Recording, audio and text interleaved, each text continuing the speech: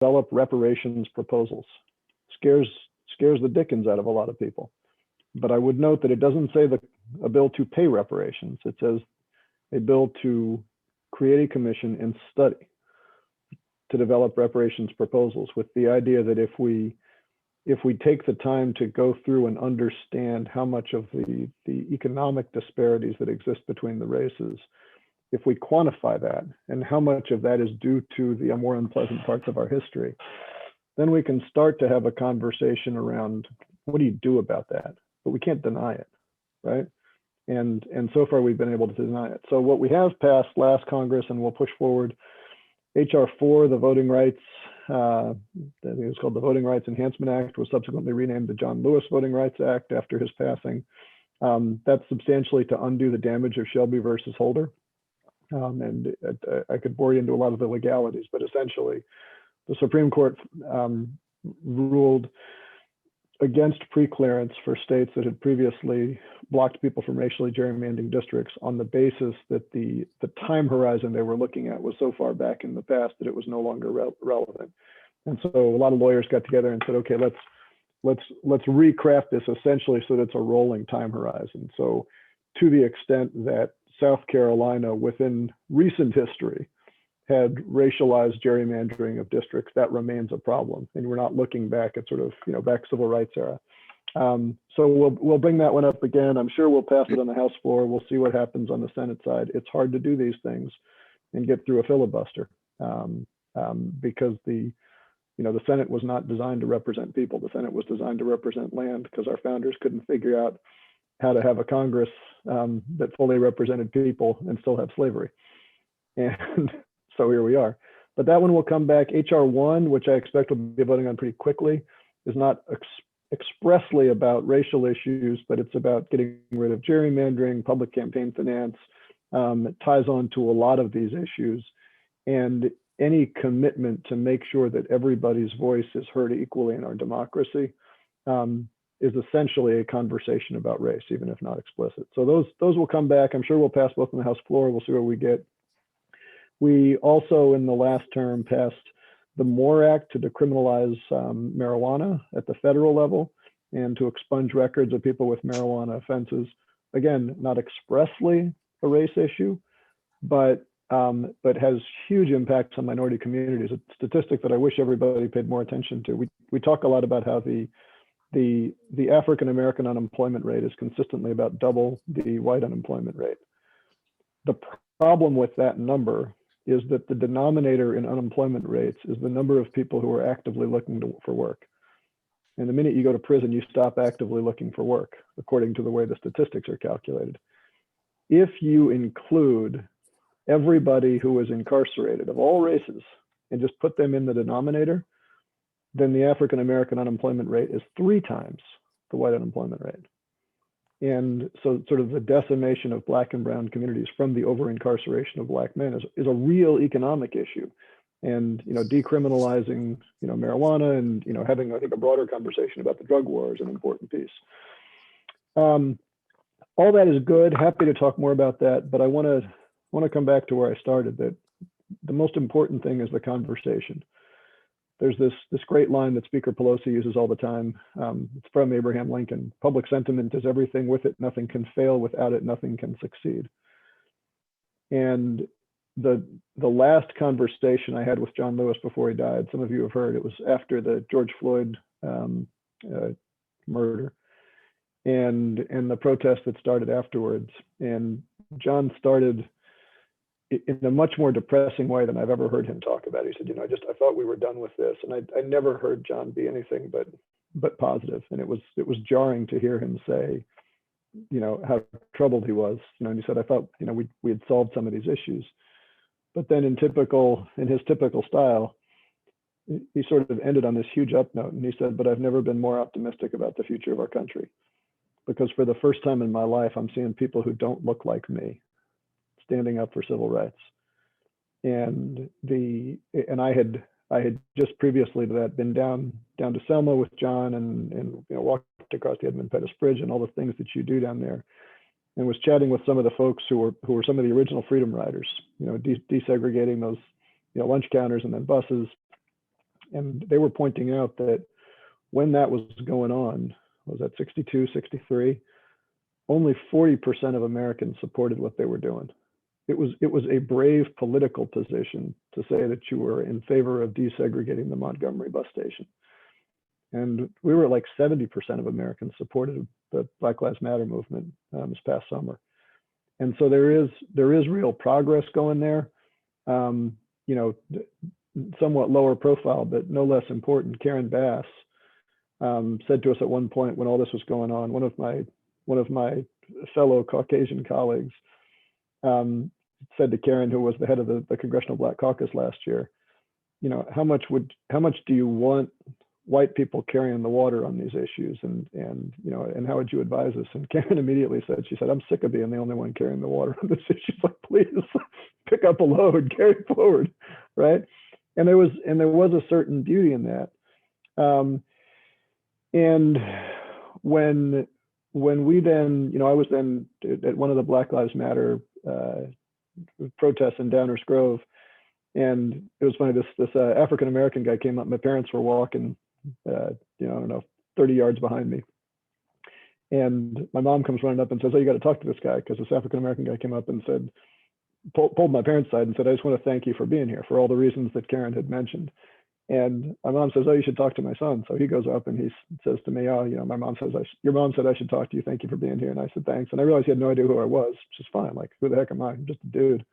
But that got this whole conversation. We said, all right, so what do we do about this? And his point was that he said, you know, we live in we're taught in our schools that the North were the good guys, the South were the bad guys. We're all woke out here in the suburbs and everything is good. And he said, it's hard to be a Black man in an all white suburb out here. And he said, I don't think my neighbors understand that. And I said, well, let's use our platform and see what we can do about it. And we got into the election season and there's sort of limited communication, but that's led to this whole interesting set of conversations. And I'd encourage you all to join us, because the first, if you've not read this book, I'll hold it up here. You guys heard of this, Richard Rothstein, The Color of Law? Fascinating book about how much of our housing policy and our zoning policy is created by people we think of as being pretty woke, people like FDR, were explicitly racist and created the patterns of housing and wealth inequality that we see today, that we now think of as being just sort of, well, people just prefer to live with their own kind.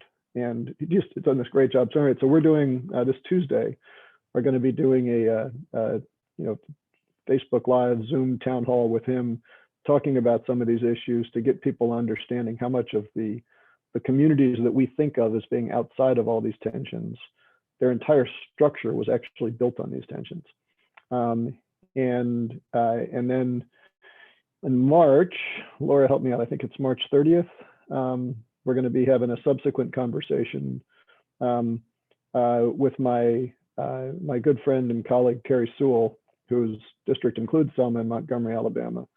And I first got to know Terry because a friend of mine who's a Dartmouth professor had gone to Princeton with her and raved about her. And she's also a Black woman who represents one of the poorest districts in the Black Belt, and just has an eloquence about what all those dynamics are and how, you know, how we all code shift in our lives and what that means. So doing our part to try to continue the conversation, to try to get folks to have some understanding of what, you know, just understand the hands we're dealt. You know, we can then have the conversation about what we do about it, but we got to understand by agreeing on what the cards are we got in our hand. And so, as I said at the start, Evie, I appreciate you guys doing this, because we need to keep these conversations going. We need to make sure they happen, and we need to make sure that when we have them, we're not preaching to the folks who've already been converted. We're finding ways to, you know, have a conversation that people feel educated and can participate in. So, thank you, and happy to answer any of your questions. Great. Thank you, Sean. And what we're going to do now is transition to our panel discussion of questions. And those questions are posed by members of our Indivisible Northwest Illinois team. Lisa Burke, who's also one of your constituents, Lisa Burke Poole, Bob Schroyer, John Cavalunas, Rich Johnson, Kate Katrubis, and Blair Alexander. And I will ask the last question if necessary. But we'll begin with the question from Lisa. Hello. You did touch on this a little bit, but my question is about voting rights. What can Congress do to make voting more equitable so communities of color no longer have to worry about long lines or being disenfranchised in other ways? So number one, don't stop at Congress, because it's every level of our government, right? Most of our voting rules are set at the local level. I mean, the selection of voting machines is at the local level. You know, in Texas, Governor Abbott was the one who decided to have only one polling place in the majority minority in Travis County. What Congress has historically done, you know, through the original Voting Rights Act, was to, you know, to essentially use the power of the purse that we have to constrain what states can do, and essentially to put pressure for states that if you are not providing equal protection under the 14th Amendment, that there will have to be some federal supervision. You know, these were the rules that were, you know, the amendments that were passed after the Civil War that we still haven't totally gotten beyond. And so the fact, I mean, I think the Supreme Court totally botched the Shelby versus Holder decision, but their argument was sort of narrow, that the rules for preclearance of whether or not a state was found to be still segregating due to race were tied to lookbacks that went back to, I think, some smarter lawyer than me that will quote me, but it was, you know, 70s kind of time frame. It was sort of civil rights era. And the court basically said, I think in a fairly naive way, that's ancient history, we've moved on. You know, that these weren't the words they used, but, you know, come on, we had a black president, you know, how bad can it be? And so that led to a whole lot of immediate re-gerrymandering of those districts, and we will try to push that back. But the second thing, and the reason I mentioned HR 1, is gerrymandering is a huge deal. Cedric Richmond, who's now going to the White House, serves half of New Orleans. Steve Scalise, who was famously described as David Duke without the baggage, serves the other half of New Orleans. How do you possibly design a district where one of the senior African Americans in the House butts right against somebody who is a Klan member, right?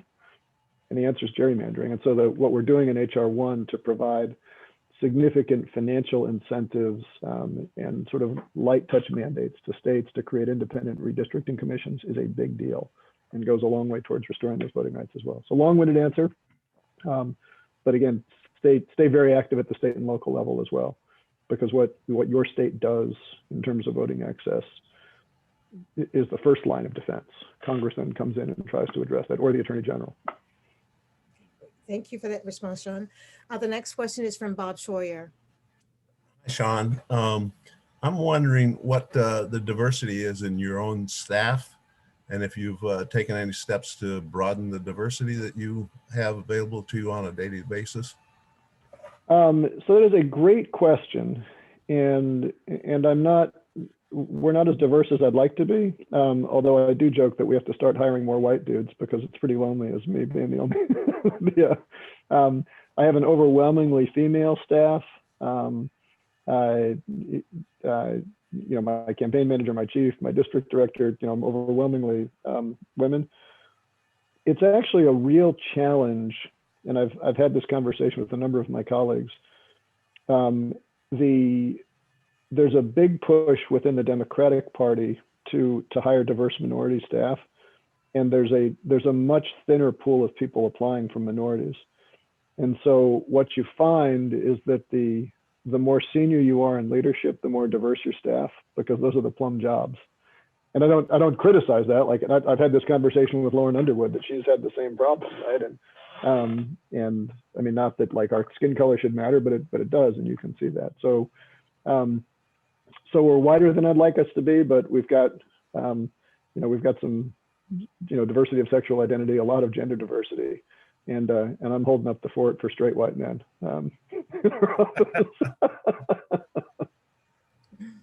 Okay, Thank you, Sean. The next question is from John Cavalunas. Hi, Sean. Thank you for attending today.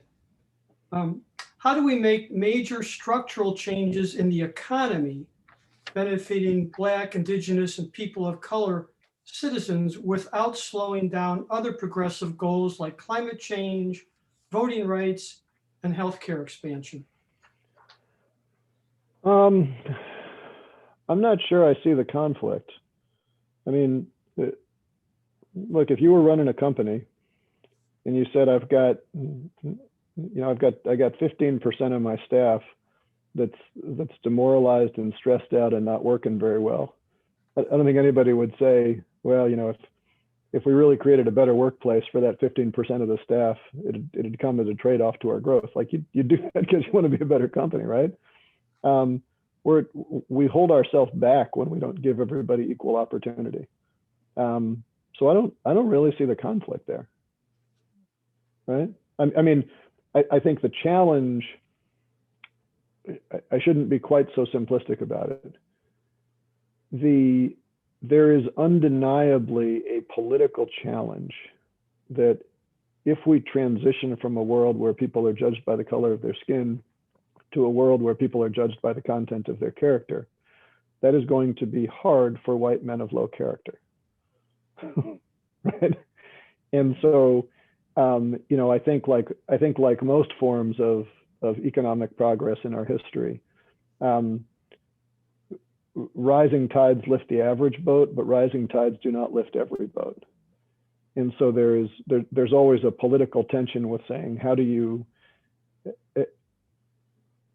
make sure that those who will be lost, who will lose out in the form of progress, don't use the structural power they have to push back, right? So that's a political challenge, but we should take optimism and not lose sight of the fact that it's still a rising tide. Okay. Thank you for your question, John, and for your response, Sean. The next question is from Rich Johnson. Hi, Congressman Casten. Thank you for being here. If you see Raja, tell him to start answering our emails. We appreciate how accessible you've been. Hey, all credit to staff on that one. All righty. Yeah. No, I'm sure there is. That ends up being a bottleneck. I'm sorry. That was a poor, lousy joke. I'm wondering if you could tell us a little bit about the mood in Congress for passing legislation aimed at closing achievement gaps and accessibility gaps in education. Well, it's a heck of a lot better since January than it was before January. I mean, we had in Betsy DeVos, we had somebody whose entire career prior to her very brief foray, I hate to say public service, but her brief foray being paid by the federal government, her whole career was committed to the privatization of education. And while I'm not saying she would put it this way, when we take vouchers and we allow people of means to move their kids around, we concentrate the hardest resources in the places that can least afford to move. That's my own personal experience, by the way. I went to a school that was desegregated through forced busing and went from majority white when I was in first grade to majority black by the time I was in senior. It was a wonderful opportunity for diversity, but my lived experience in K through 12 was seeing those resources move. So we've gone from that in DeVos to a Department of Education under Biden that is absolutely committed to making sure that your access to opportunity is not a function of your zip code or whatever genetic lottery you happen to win or lose when you were born. The mood in Congress to deal with that is going to be partisan, right? That's unfortunate. But as I like to tell everybody, what it says in Schoolhouse Rock is that you pass a bill by getting the majority of people to support it. It doesn't say that it has to be a certain mix of each party. So we'll, and as I tell everybody, the majority of my colleagues are great people. Thank you, Rich. And Sean. The next question is from Kate.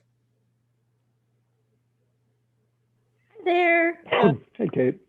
First, I wanted to thank you for your action supporting the justice in policing legislation. and your acknowledgement of the tremendous work that we need to do to address the systemic racism. Ibram Kendi, in his book, How to Be an Anti-Racist, he states that first we implement the legislation that is anti-racist and the people will follow. So what are you working on now for your next anti-racist legislation? And how or what groups communities did you consult with to come to that decision to what step to take?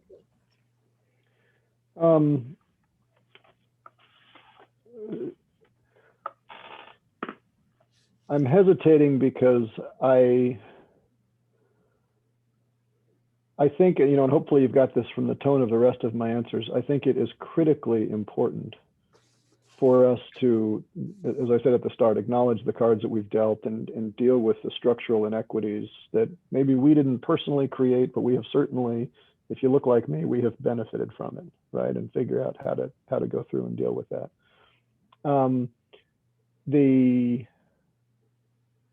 I'm also keenly aware that I represent a district that was gerrymandered, because remember, this district was gerrymandered after the last census to make Judy Biggert and Peter Roskin fight it out for a seat. And so this district was designed to be extremely ethnically homogeneous, right? So there is a tension, tension is the wrong way to put it. You know, I don't represent a district with a ton of diversity in it. But I think you still have an obligation to recognize that as members of Congress, we pass laws that affect the entire country, not just our district, right? So going back and talking to folks in the district, yes, there is some diversity, but not nearly as much as some others. The places that I have found it's most useful for me to use my voice in the way you describe are places where I can have a conversation and carry messages to people who will listen to the words coming out of my mouth that wouldn't listen if I looked like Ayanna Pressley, right? And I've had this conversation with Ayanna that, you know, she jokes with me sometimes. We sit next to each other in financial services that I can say things because I look like a white guy who used to be a CEO that she can't say, right? And so, you know, as an example of that, this is a very small example, but I think it's telling. We had a bill to deal with fentanyl and criminalize a whole bunch of fentanyl derivatives.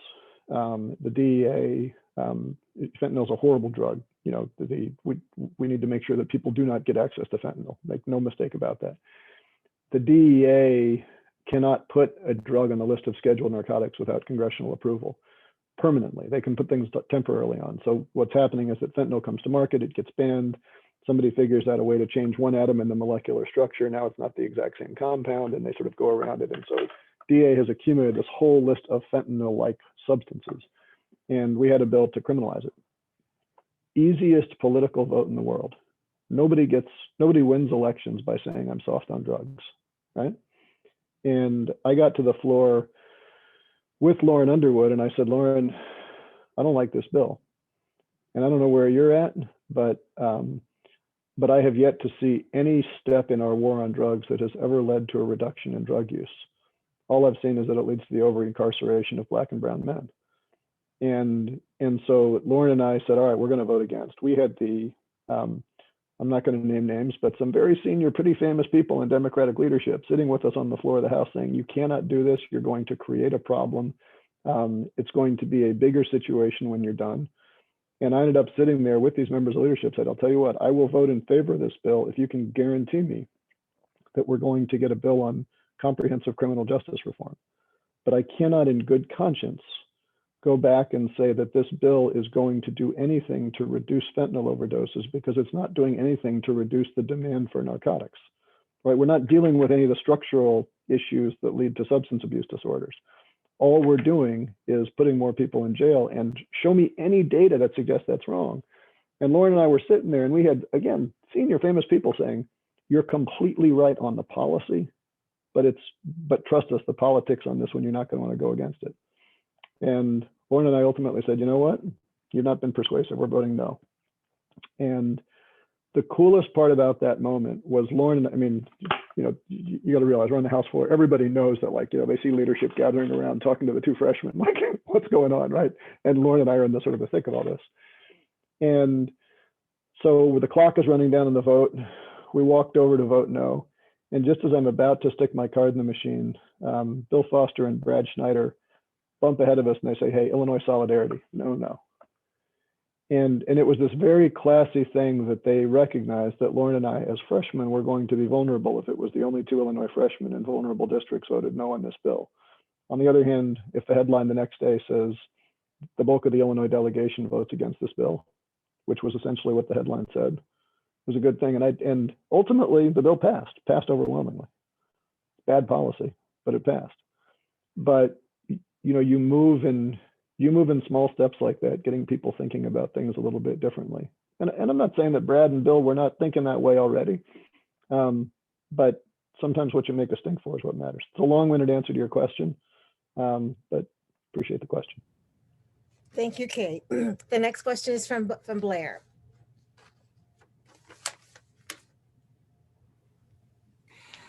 Hi, Sean.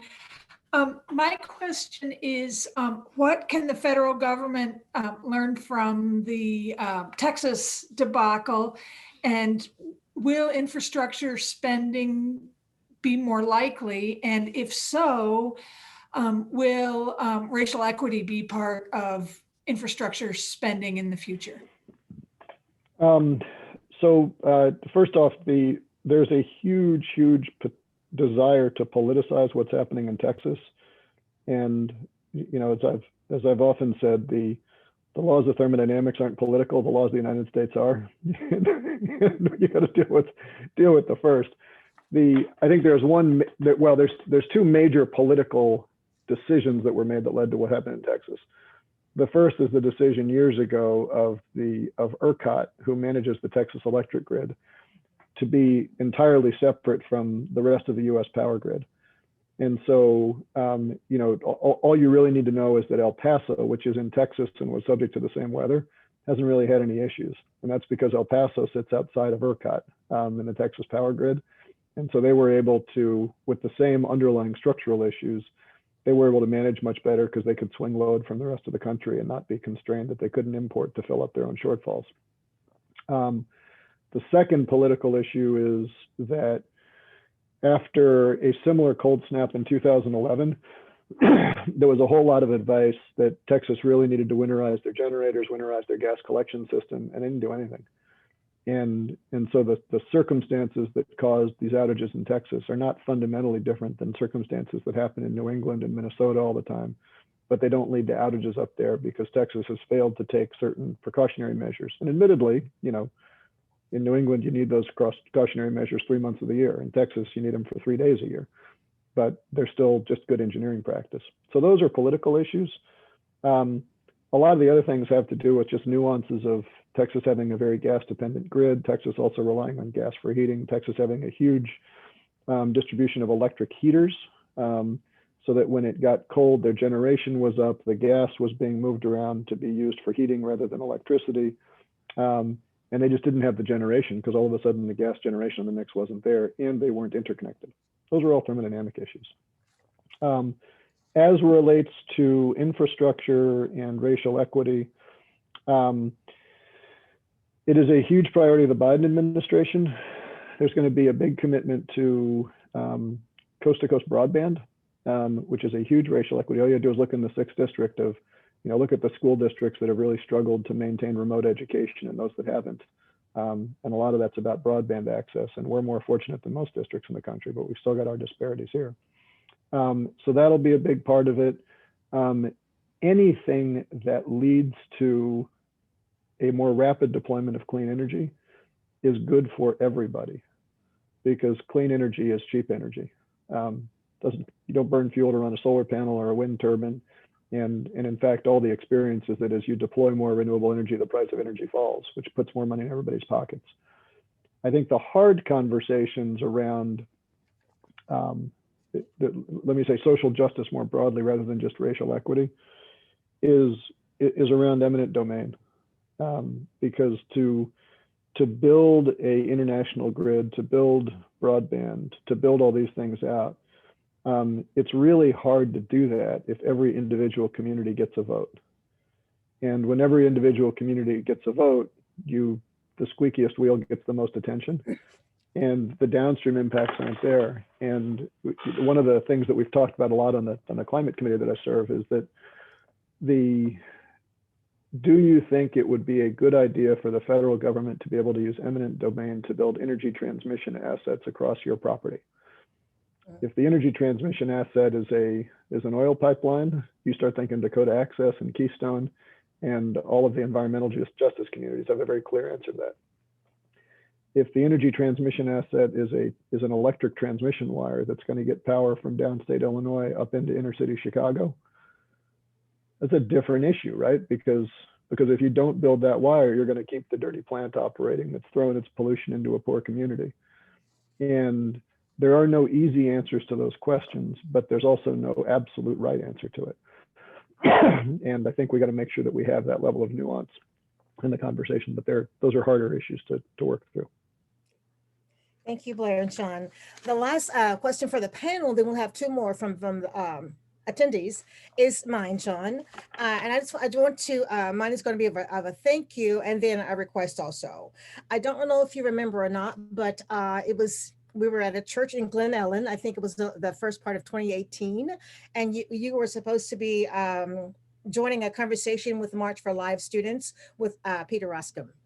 At that time, I asked you a question about the racial divide in the country, and you responded. However, the next day, I received a message from you, a Facebook message, where you said that you were in a position of learning and you didn't feel like you had adequately responded to my question.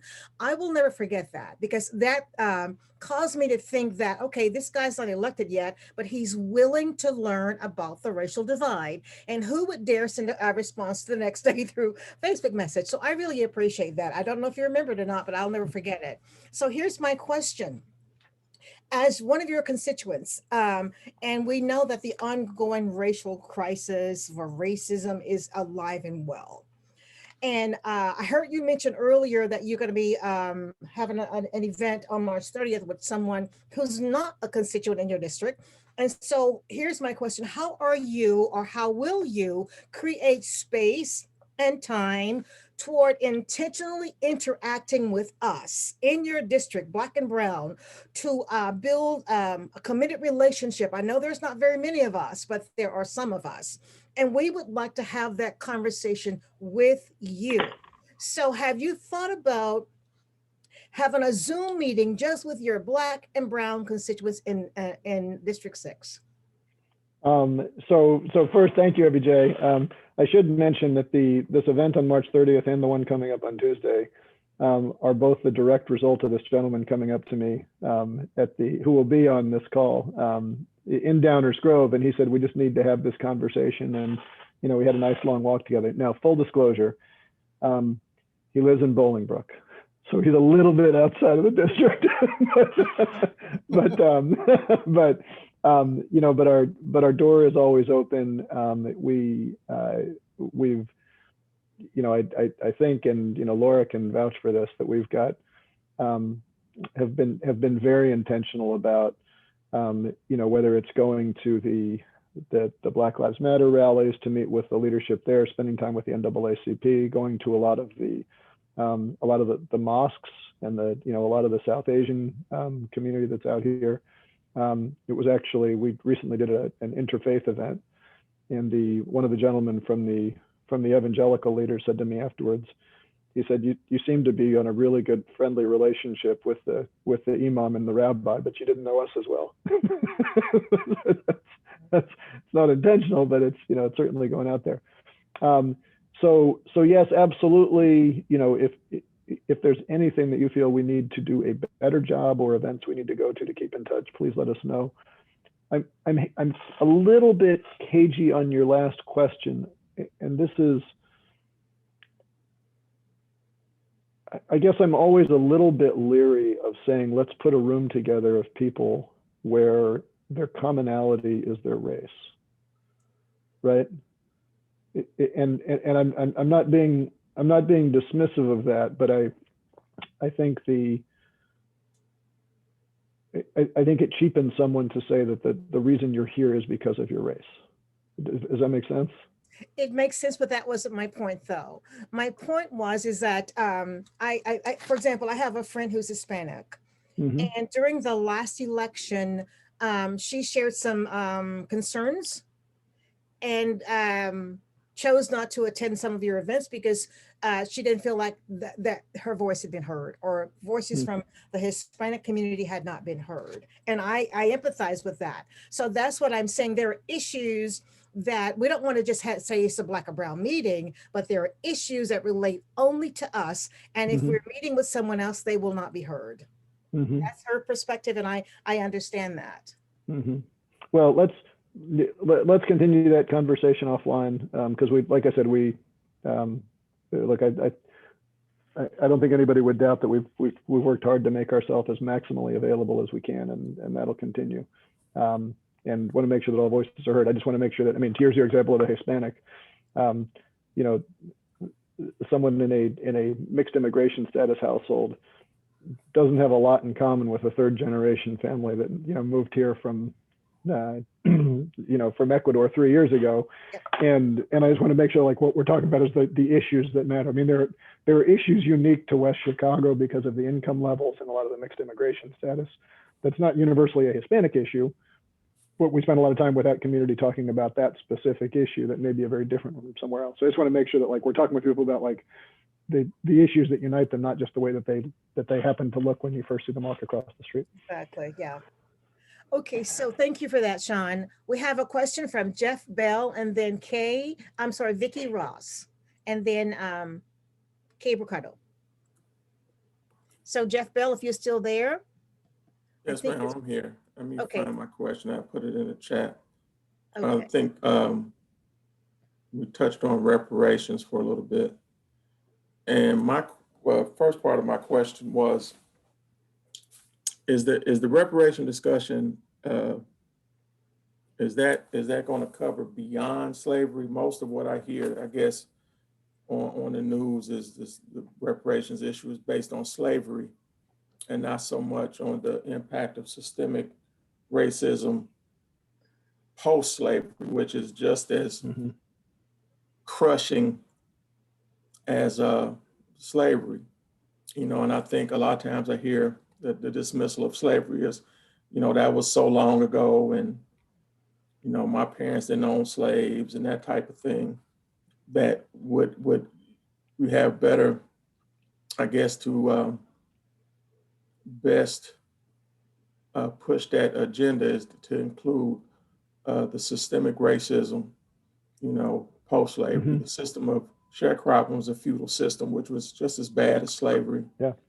The mass incarceration, other things that suffocated growth was just as negative. And then also, has there been any consideration for looking for, you know, the privately owned companies who benefited greatly from the institution of slavery? You know, slavery wasn't necessarily a state-sponsored public enterprise. It was private enterprise. So the short answer is yes. The somewhat more nuanced answer is that the bill itself is to create a commission to study reparations. It's not to in any way constrain that scope. And you know, and if you look at, you know, John Conyers, who had led this for years and has now passed away, but if you read his statements when he first created this bill, he was very, and now Barbara Lee is the lead of it. They're very, very much talking about that whole endeavor. The event Tuesday night that I do hope you'll join, Jeff, Richard Rothstein, who will be our guest, has just written this fascinating book. And I don't know if Laura, if you can find it in the chat to throw in the little video link of Ta-Nehisi Coates interviewing him. It's about an hour and it's worth the watch. But a part of his point is that, to what you said, Jeff, it's not just slavery, and it's not just Reconstruction and sharecropping either. It talks about how the home ownership in the United States was not at all widespread prior to World War II. And when veterans were coming home from World War II, there was a desire to create home ownership, in part because our government felt like if there was a risk of us slipping into communism, and if people sort of felt like they were participating in a capitalist economy, I mean, this was the logic at the time. And that led to a whole bunch of policies that, number one, created public housing across all income levels. So public housing was not just a lower income thing when public housing was created. But then number two, created the whole subsidized insurance mortgage program that we think about today, and expressly only made those subsidized mortgages available to white families.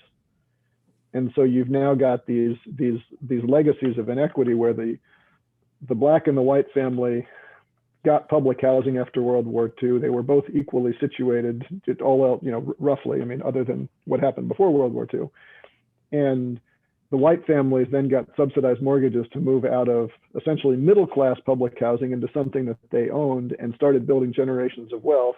The public housing then concentrated the poor folks, who were increasingly black folks, because the black folks couldn't get this just federal subsidized engine to create wealth. And now we think about public housing as being something that is primarily black and primarily poor, and yet it's the direct result of policy decisions that we made 50, 60, 70 years ago. How do you can quantify that? What do you do with that, right? Like what's the right way? And I think, Congressman Conyers and Barbara Lee, and I would even put myself in this boat, are smart enough to realize that what would you do is a politically charged subject, and let's defer that one for the moment.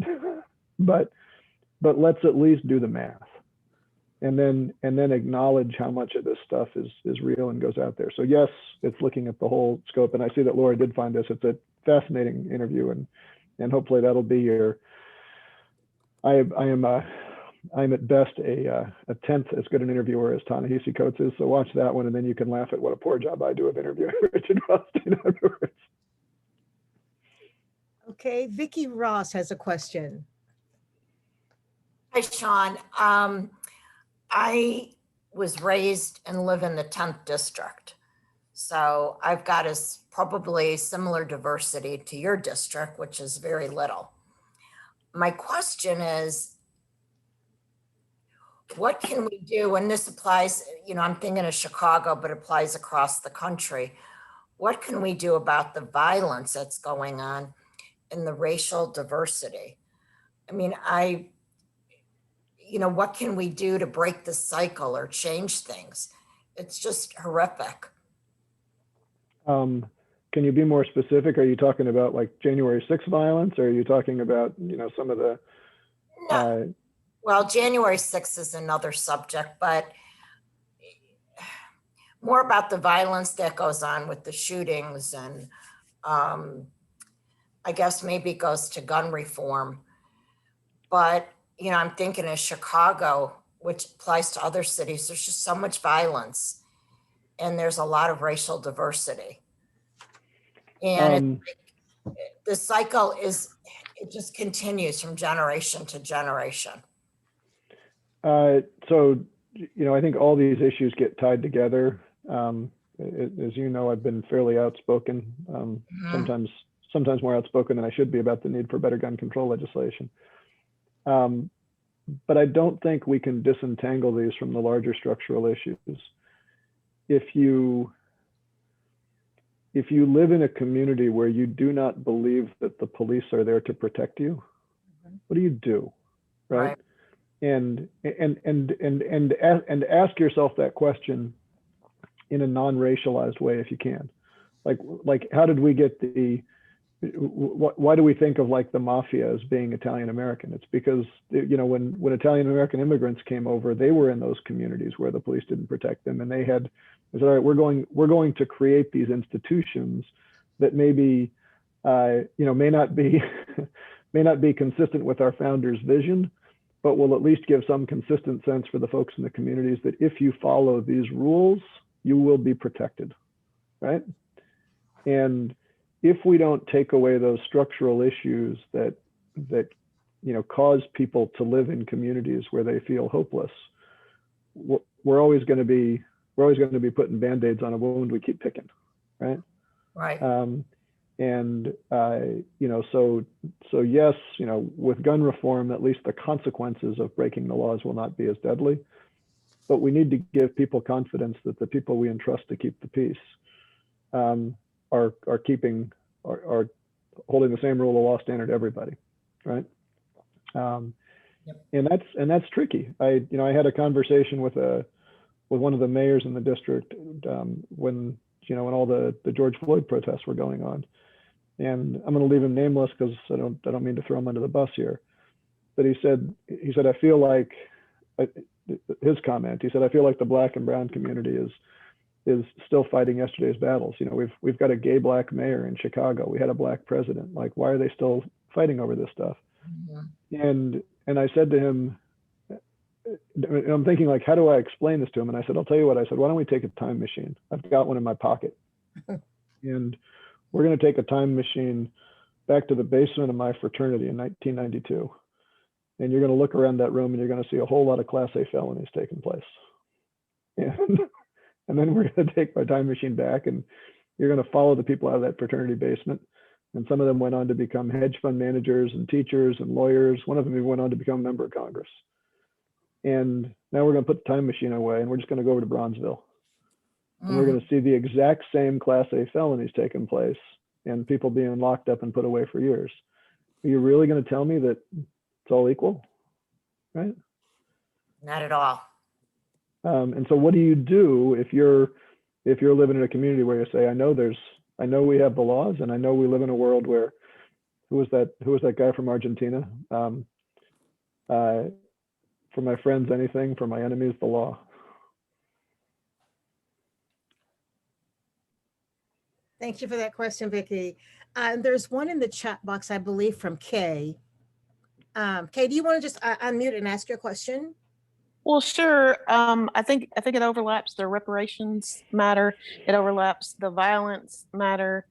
But it really goes back to your comments about eminent domain. Everything you talk about is very encouraging because I come from a state that's so far behind where you are. But clearly, when you were speaking about the eminent domain, you were talking about two different examples. One is a oil pipeline and one is a electric grid, and one of those would be good science and would serve the underserved much better. We know this, and we've got years and years of data and research to support it, and yet the thing, and this is kind of heavy. I'm going to smile while I say it, so it won't seem so heavy. But how could there be any nuance that makes those two things difficult for policymakers? So I know that's because your comment was there's a lot of nuance between the two kinds of things that we might claim eminent domain for, and we know that every time someone claims eminent domain, it takes away from the underserved in big, harsh ways. So how can we ignore the better ways to serve our underserved through any of this, especially with reparations? Well, I guess, the answer is what's the sort of the Platonic ideal of what's the greatest good for the greatest number. And sometimes the greatest good for the greatest number is something that has some conflict independently. And so I'm going to get very wonky for a second on electric market design, because it's where I spent most of my life. Mm-hmm. If you want to build a gas-fired power plant in this country, and mm-hmm. in order to build that gas-fired power plant, you need to run transmission access, electric transmission, and or a gas pipeline. Mm-hmm. The rules say that if you want to run a gas pipeline, you can apply to have a single federal agency control that whole process. Everybody has a right to comment, but there's a single agency that oversees the whole process. And so you go through, you may or may not get that done, but that agency makes the final decision. Mm. If you'd want to do the same thing on the electric side, there's no equivalent control. So you have a different agency every time you cross a town line, a county line, a state border. You have a different agency that you need approval with, and different people who come and weigh in on those. And some of those are grassroots people and local in the community. Some of those are people who get organized who have nothing to do with the community, but are trying to frustrate it for some other reason that may or may not be pure. Now that's true in the big process as well. The challenge and the nuance becomes what that's led to practically is that we have built gas-fired power plants wherever there's an existing electric grid, and then run gas pipelines willy-nilly across the country because it's easier to do that than to build electric pipelines. And there's a push now to say, well, should we apply the same standard that we do for electric transmission to those gas pipelines? And if you do that, the consequence is that we won't build power plants. And the power plants we won't build, we've got a huge problem getting renewable energy from the south and west where it's concentrated to where the loads are, because no one can get a permit to build a transmission wire. If you want to build that transmission wire, you can't guarantee it's just going to be used by the wind and solar. It might be used by a dirty power plant in that region as well. You're just going to connect those markets together. But to think about disadvantaged communities, if you grew up like my mom did in eastern Colorado in the 40s and 50s, it was a godsend when they brought electricity out, right? And it made it possible to live in rural communities with a lifestyle that her parents' generation could only dream of. That didn't happen, but for running a lot of federal infrastructure across public and private land. That's how we built the railroads. Huge parts of our country depend on that. And if we were to say we're only going to build it where politically powerful people will allow us to build it, which is essentially what the local control does, there's no single size. So I say it's tricky because in the I use Plato, so I'll end with Socrates, who said that the best form of government's a benevolent dictator. It's just hard to depend on the benevolence. yeah, and thank you Right? for that. Thanks for wrapping it up like that, because it really is hard to depend on the benevolence, because I'm really thinking about the middle of nowhere Mississippi, where Black and brown people are just all they need is a little bit of electricity and they'll soar. There's excellence there. There's ingenuity there. There's poverty, but excellence. And I can't do the teaching of that, but they can teach each other if they have access to information, because they're brilliant. And so that's my soapbox. One of the things that's really, really hard is I think you can stipulate that we as a government owe equal opportunities to all our citizens. That is not precisely the same as owing equal opportunities to all our communities. And that's a really hard issue, right? Because if if you're in if you're in some town out west that had a silver mine and the silver mine dried up, should we run broadband and infrastructure and figure out how to build create a new Silicon Valley out there, or just say, like, this town had a reason to exist and the reason for its existence went away? And so now we go and visit those towns out west and say, oh, isn't this a cute old ghost town, right? We don't lament that we didn't keep that city going. Well, that conversation now is happening in real time in parts of Appalachia, where geographically it's almost impossible to get to that area. It's really expensive to build roads, to build railroads, to build canals, to run electricity, to run broadband. And that town exists because it was sitting on top of a coal seam. What do you do when there's no more demand for that product? And I think as long as we start by saying we have an obligation to the people in that community not to leave them behind, but that doesn't necessarily mean that community, if there's no economic reason for that community to continue to exist there, we're holding them back, like maybe not them individually, but over generations, constraining people to an area that just isn't going to have the opportunities if you can move around. And that's hard, right? That's the story of human mobility, right? Yep. Thank you. That's heavy. Yep. I have time for probably one more question. I see Jeff's hand up, and because we're already after 2, and we don't want to take all of your afternoon, Sean, but we could. But we really appreciate all of your responses so far. But Jeff has one last question, I believe. Jeff, are you there? That was an old hand. I'm sorry. Oh, okay. Okay. Well, thank you guys so much for all your questions. And Sean, thank you so much for your responses. And we really, really appreciate the time that you've invested. And I look forward to participating in that event on Tuesday night and the one on the 30th. Sounds And we'll be great. in touch with you possibly about talking with people within our area also. Terrific. Thank you so much. Stay warm, everybody. All righty. Get out your shovels. I think we got more shoveling tomorrow morning. Oh, really? Is it going to snow some more? I heard another 2 or 3 inches tonight. We're supposed to get more snow. Take care. So thank you guys. Have a great afternoon.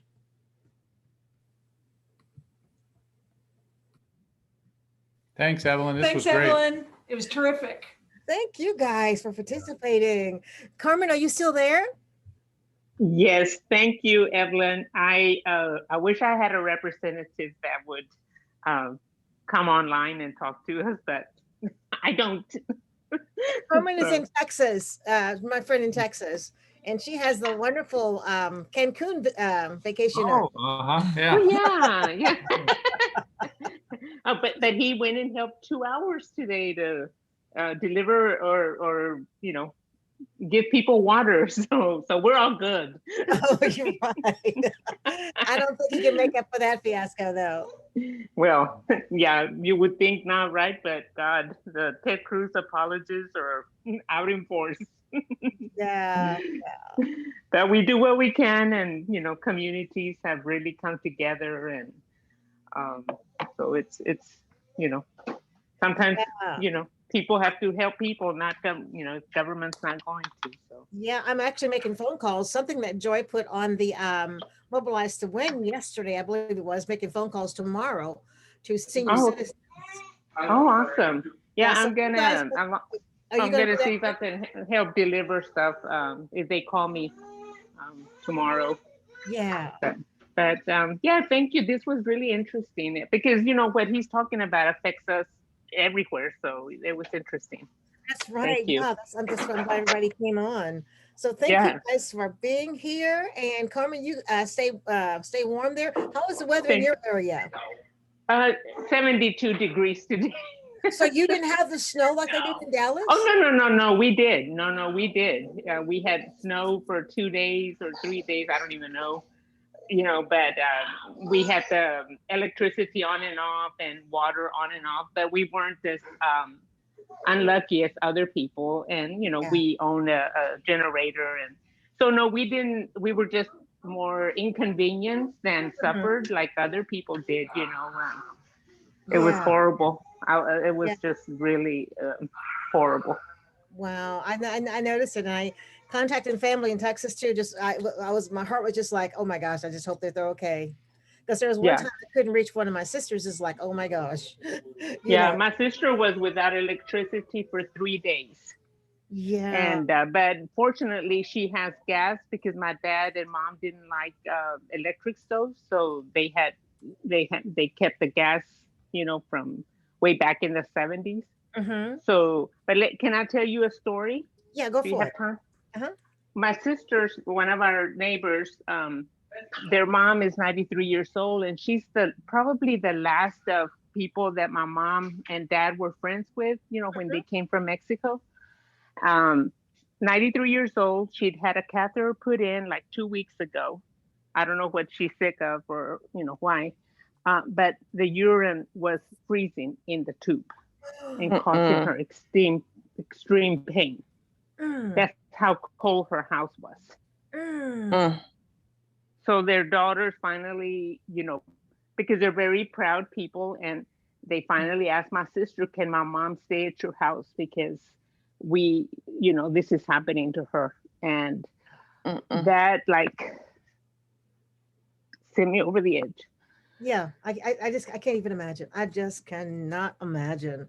To me, that's just when things the callousness, that report that he talked about by the FERC, how Texas people knew that Texas, ERCOT and all of them, they knew since 20 years ago. Yeah. Rachel Maddow talked about it, and they don't care. And if I remember correctly, that nobody cares. Is actually housed in Michigan, right? Is that even a Texas company?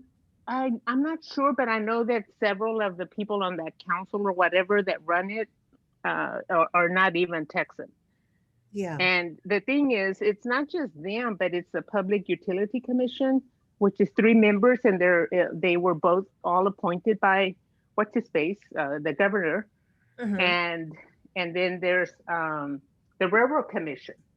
They're the ones that the grid is just run by ERCOT, but the ones that are supposed to make the decisions and tell them, hey, you need to winterize the lines, you need to do this, they are the ones that are not doing it because they protect oil and gas.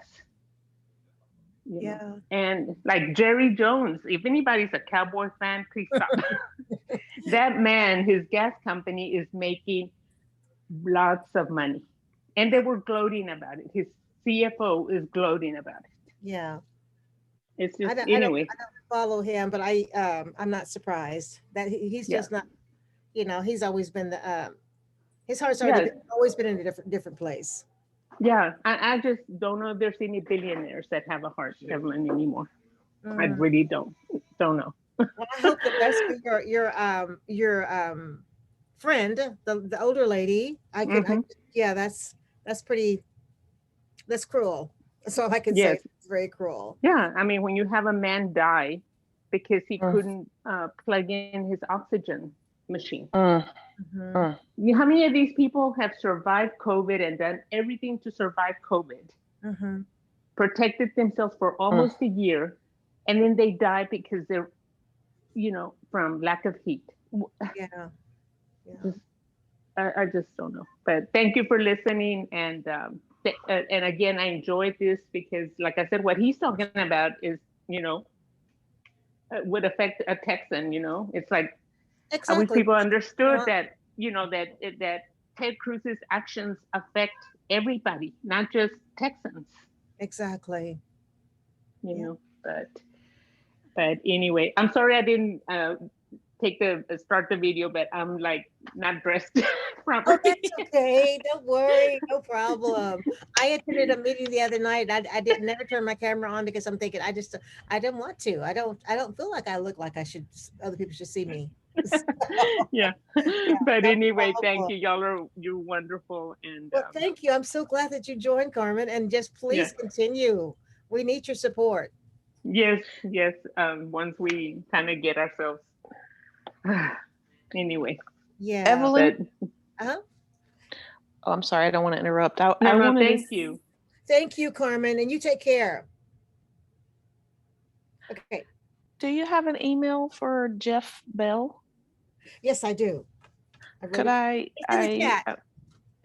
looking in the chat and I don't see it. You know, I think he might have privated it to me. Let me see. Okay. I think it's a private message. Okay. I have reparations questions that he was asking. I want to follow up. Okay, let me see. I can give it to you. I think I wrote it down. Hope I did. Yeah. J.C. Bell. Okay. 1598. Okay. At Gmail. Okay. Just tell him that you were on the you attended the meeting, and that you got the information from me. JC Bell 1598 at gmail.com. All right. I'm trying to, before you close and leave, I'm going to grab the questions that he was asking out of the chat real quick. Okay, go for it. Okay. I recorded this just to have be able to make a few comments, but I don't know if the chat is going to be part of that recording. And it's hard to know. I don't keep it anyway because it's too much storage. It's a lot to keep, and then when you don't keep it, it's hard to go back and find it. I know, yeah. But I'm going to just take a screenshot of Jeff Bell's comment. That'll give me what I need. All right, that's great. This was wonderful, and I'm typing to your first speaker right now because Katrina, because that's just big stuff. Yeah, it is. Are you going to try to do the Day of Empathy? I do not know if I can make any of those dates. I've got to look all that up. So Yeah, it'll take just a minute, but yeah, coming up soon here. Yeah, and I won't be able to do the whole day. It's a whole day, and I think I'm just doing maybe like a couple of hours. But what I'm doing mainly though is just trying to advertise on different media for them. Mm-hmm. Yeah. And that's how you're supporting, is just sort of sharing their. I didn't have time to do like any hosting or anything or join any other events, but they need people to do social media and just really get the word out. Okay. So once you go to the site though, you'll see that they might still have a need for that. Dayofempathy.org. Mm-hmm. Okay. And okay. Just, well, yeah. All right. All right. Yeah. Well, thank you so much. Well, thank you too, and keep coming, because like I say, I'm hoping next time we're going to do I look into the Asian community. That's my goal. Might not work out that way, but that's what we're looking at right now. That's next month. Yeah, same day, 21st, because of, okay. Because of the March-February thing. Well, I will tell you that there is a good set of data on the various people of color for pay equity, like Pacific Day of, because next month is Women's History Month, right? And there's a Pacific Islander set of statistics and Asian set of statistics, Asian American set of statistics. So and it's all in nice videos, and I don't know if that makes it easier for you, or you need speakers, or what your aim is, but thinking about the various kinds of ethnicities that are very clearly not receiving near pay equity across gender. So of course it affects white women, but it affects Black women more, and also Asian women, and also Pacific Islander, and also Native American women. And the breakdown of that statistic is very telling. So have you done studies on that yourself, or you just have the information? It comes from American Association of University Women, which is, I'm the state president for Mississippi of that organization. And so I use my national office's research freely, and they offer it freely to any individual or organization. But because I've been involved in the organizations for many, many years, I know how vetted the research is. And so I use my national office's research about those data pieces. Mm-hmm. So I can send you links if you're interested. Okay, yeah. All okay, right. thank you, Kate. All right, have a good day. Bye. Okay, hold on just a minute, Kate. I want to ask you something else about that. But thank you, Kate. Have a good one. Okay, and Mary, Paul, are you still there? It sounds like they're. Oh, you still Mary, there? I can see Mary, and I can see Paul. Paul. But I need to I can see you. Yeah, about that. Have you done training on that yourself, Kay? I mean, well, so presentation. I mean, I have what we did in AAUW is take an older version that was really very strong of the organization's diversity inclusion toolkit, and make it stronger over a 2 to 3 year period. And then I sunsetted it out of that committee work, and another committee took over, and they made it stronger. And so I have a good amount of understanding of the pieces that are a part of that training. And I use it when called upon, because I have used the toolkit frequently. So yes, I can provide that. Would you like to present on the 21st? Oh, now there's a big question. Would I like to? Yes. Should I say yes? Would you have time? Should I say yes is another thing. Yeah. I think that so what would be the length of time, and could we do more of the activities like the ones that you were doing when